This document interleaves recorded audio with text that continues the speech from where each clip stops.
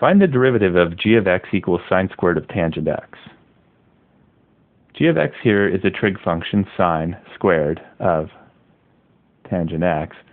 Let's remember that sine squared means take the sine first, so sine of tangent of x, and then square that result. It's a good idea to write it that way so that we can see the order for the derivative. The square is the outermost function here. So the derivative g prime of x will start with the power rule. We'll bring the power down. We'll rewrite the inside exactly as we see it, which will be sine of tangent of x.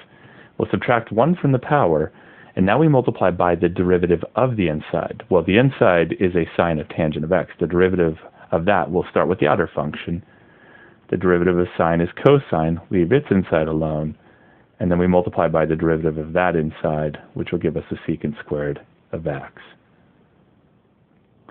The only thing left to do here now is to write it in just a cleaner looking form, maybe less parentheses.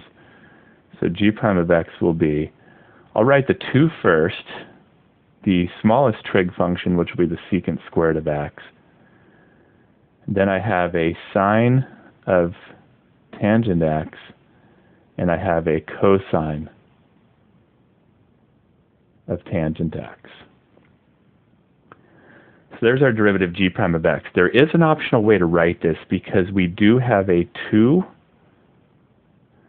a sine, and a cosine. And 2 sine cosine has an identity that will go to sine of 2 times. Now these are sine and cosine of tangent x, and together with that 2, so I'll write the secant squared of x. We're not using that as part of the identity, but 2 sine cosine equals sine of 2 times. So an optional way would be to write this as sine of 2 tangent of x. Double angle formula in reverse. There's our derivative g prime of x.